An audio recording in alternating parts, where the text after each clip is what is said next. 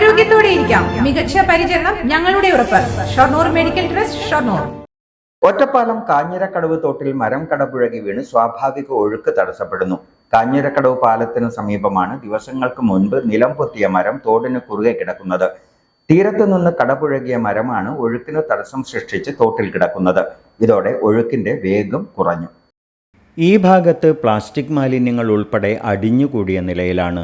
മഴ വീണ്ടും കനത്താൽ കരയിലേക്ക് വെള്ളം കയറുമെന്നാണ് ആശങ്ക. ദിവസങ്ങൾക്ക് മുൻപുണ്ടായ പ്രളയസമാനമായ സാഹചര്യത്തിൽ തോട് കരകവിഞ്ഞ് പ്രധാന പാത ഉൾപ്പെടെ മുങ്ങിയിരുന്നു. 5ഓളം വീടുകളിലും നിസ്കാരപ്പള്ളിയിലും സ്ഥാപനത്തിലും വെള്ളം കയറി. തോടിന് സമീപത്തെ 14 ഏക്കറിലേറെ കൃഷിയിടങ്ങളും മുങ്ങി.